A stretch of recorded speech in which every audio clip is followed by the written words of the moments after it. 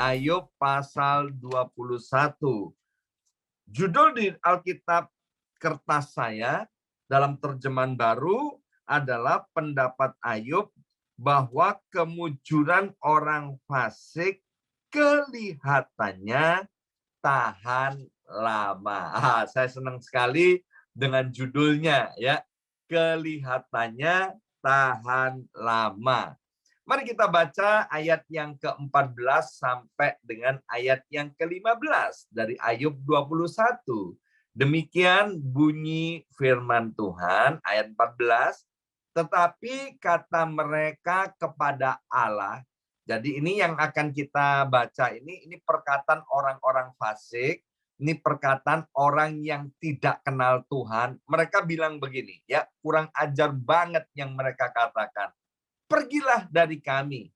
Kami tidak suka mengetahui jalan-jalan-Mu, Tuhan. Jadi Tuhan tuh diusir loh, ya kan? Yang Maha Kuasa itu apa? Sehingga kami harus beribadah kepadanya. Dan apa manfaatnya bagi kami kalau kami memohon kepadanya? Nah, Bapak Ibu sekalian, kalau kita membaca mulai dari ayat yang pertama, ini orang-orang fasik, orang-orang yang tidak kenal Tuhan itu kurang ajarnya luar biasa, ya. Mereka bilang, Tuhan pergi dari kami. Kami ini nggak perlu ibadah, kami nggak perlu doa, apalagi ikut doa fajar tiap hari. Apa gunanya? Itu orang fasik bilang begitu. Dan yang hebatnya, meskipun orang fasik berkata seperti itu, dia itu hoki, saudara. Ya kan? Dia hoki. Ya, dia itu mujur, Bapak Ibu sekalian.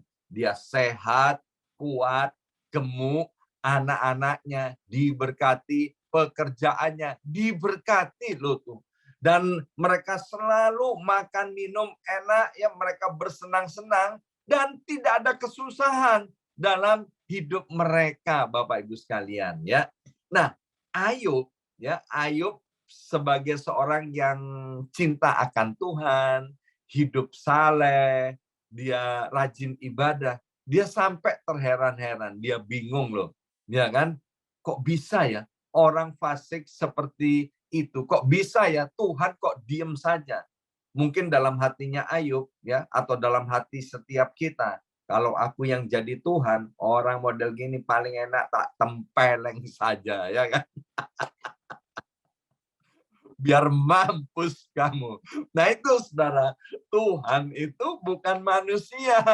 Tuhan itu punya cara yang tersendiri, ya, dan Tuhan punya waktu yang tersendiri, Bapak Ibu sekalian, yang tidak sama dengan manusia. Jalan Tuhan tidak sama dengan jalan kita. Jadi kalau kita hari ini kita melihat orang berdosa, orang yang menjengkelkan, orang yang ya menurut kita ini tidak pantas, tidak layak untuk dikasih, tidak layak untuk hidup hoki, ya. Mari Bapak Ibu sekalian sabar. Amin. Sabar. Seperti Tuhan itu sabar menghadapi orang-orang yang seperti ini. Mengapa Tuhan sabar? Tuhan itu selalu memberi kesempatan kepada orang-orang untuk bertobat, untuk berbalik kepada Tuhan. Ingat, kehendak Tuhan adalah supaya neraka itu kosong melompong dan surga penuh. Itu kehendak Tuhan, Bapak Ibu sekalian, ya. Kadang-kadang kita kan kepingin gini, ya kan, biar neraka yang penuh sesak sementara sorga kosong melompong. Jangan begitu Bapak Ibu sekalian, ya. Itu tidak sesuai dengan pemikiran daripada Tuhan. Ingat, sorga itu dibuat oleh Tuhan ya untuk kita-kita ini, untuk anak-anaknya, untuk jemaat Tuhan.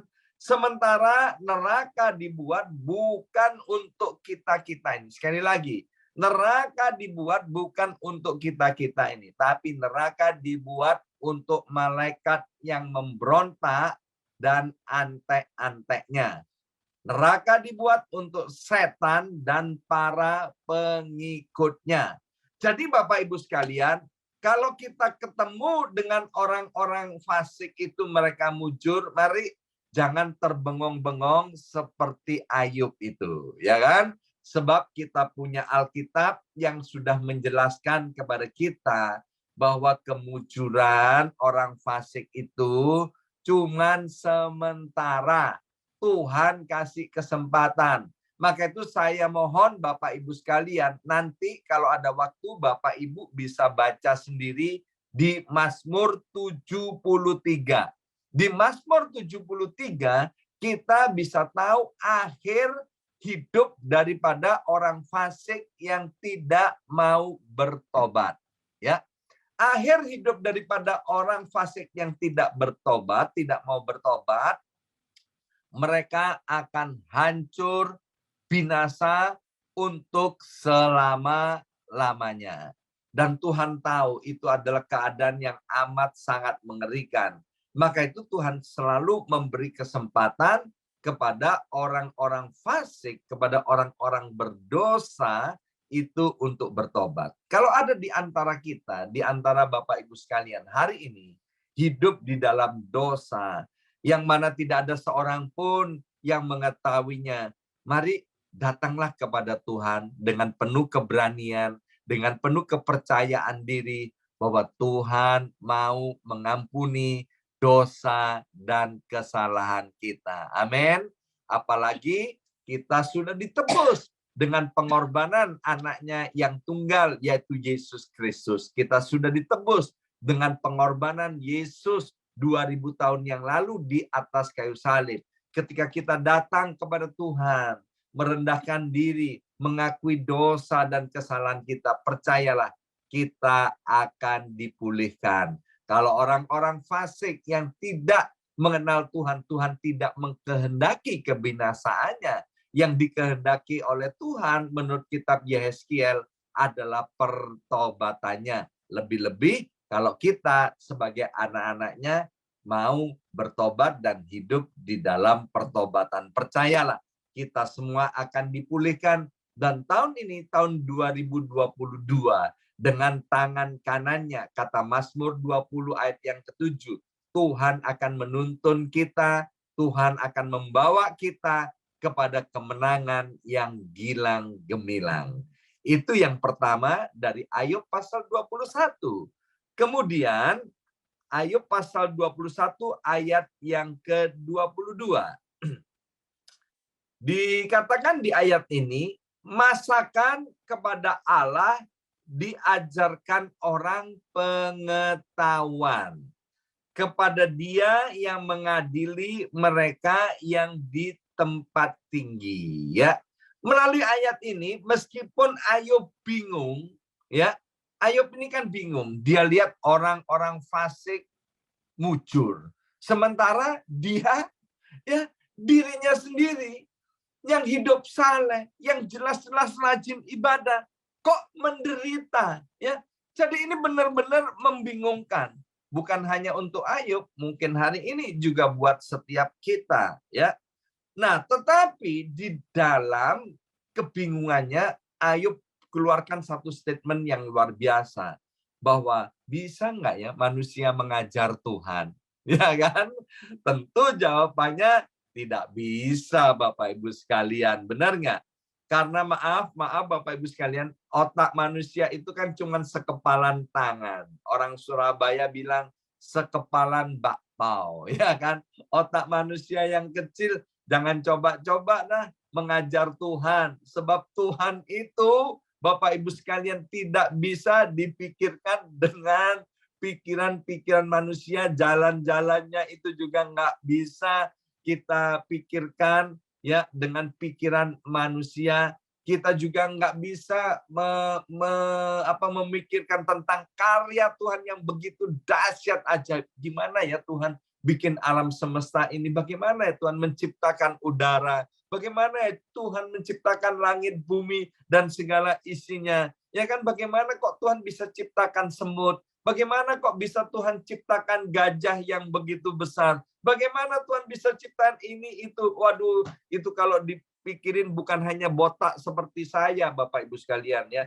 Ini salah satunya botak yang memikirkan begitu, saudara ya. Maka itu jangan coba-coba begitu. Percaya aja dengan iman, Tuhan itu maha besar ya. Nah, sekarang Bapak Ibu sekalian, setelah kita tahu bahwa kita tidak bisa mengerti jalan pikiran Tuhan, maka itu ketika kita menghadapi kesusahan atau penderitaan atau hal-hal yang tidak kita ingini, seperti Ayub, dia tidak menginginkan untuk hidup dalam penderitaan. Mari Bapak Ibu sekalian, jangan sampai kita salah berespon, ya kan? Sebab respon yang salah akan membawa kita ke tempat yang salah, respon yang benar akan membawa kita ke tempat yang benar, ya. Maka tuh Bapak Ibu sekalian, jangan pernah marah kepada Tuhan. Please, jangan pernah marah kepada Tuhan ketika kita atau keluarga kita atau ada anggota keluarga kita yang mengalami hal-hal yang tidak baik. Saya ingat peristiwa beberapa tahun yang lalu ya. Cucu pertama saya lahir dengan selamat, lahir dengan lancar, sehat. Oh, luar biasa. Kami sambut dengan gembira, sukacita. Kami di New York mengikutinya secara live streaming, saudara. Ya kan? Tetapi apa yang terjadi? 30 menit kemudian, 30 menit kemudian, ya, anak ini meninggal dunia, saudara. Mati, saudara. Waduh, itu dunia kayak kiamat, saudara. Shock banget ya. Kami ini nggak lihat fisiknya, ya, tapi kami lihat fotonya, lihat videonya. Aduh, shocknya luar biasa. Lebih-lebih anak saya di Indonesia dengan menantu saya, wah, shock banget. Sebab apa? Tidak ada tanda-tanda kematian, tidak ada tanda-tanda anak ini tidak sehat, ya. Anak mantu saya sempat marah, ya. Marahnya kepada siapa? Marah kepada Tuhan, Bapak Ibu sekalian, ya kan? Dan saya di dalam shocknya Tuhan memberikan kekuatan sehingga saya dapat menghibur anak mantu saya dapat menghibur istri saya dapat menghibur anak saya Keisha di dalam shocknya bahwa kita nggak ngerti jalan Tuhan itu apa ya. Kita nggak ngerti di balik semuanya itu ada apa. Sampai hari ini kami nggak mengerti. Dan kalau tidak mengerti itu nggak ada masalah. Yang jelas Tuhan itu adalah Tuhan Allah yang maha baik. Dulu, sekarang, dan selama-lamanya. Hari ini kami dikaruniai juga cucu ya, selanjutnya cucu yang kedua setelah yang pertama meninggal dunia. Cucu yang kedua luar biasa ya, diberkati oleh Tuhan, bertumbuh dengan baik dan sehat ya. Maka itu Bapak Ibu sekalian, melalui Ayub pasal 21 ayat 22, jangan coba-coba ngajarin Tuhan, tetapi ketika kita mengalami hal yang tidak baik, mari beresponlah dengan baik dan benar. Tetap percaya kepada Tuhan bahwa semua keputusan-keputusan Tuhan itu baik adanya. Saya bilang kepada anak mantu cucu saya bilang kepada istri saya bilang kepada anak saya Kesia di tempat ini, buat Tuhan ya untuk menghidupkan anak ini, aduh itu hal yang amat sangat luar biasa mudah. Tetapi kalau Tuhan izinkan hal ini terjadi, ya, itu bukan karena Tuhan itu jahat, tapi karena Tuhan tahu apa yang terbaik, apa yang Dia kerjakan, ya. Nah, puji Tuhan, Ayub itu Bapak Ibu sekalian, ya, meskipun dia mengalami hal yang tidak baik, ya, dia kemudian mengatakan bahwa Tuhan itu mengadili di tempat yang maha tinggi dengan seadil-adilnya.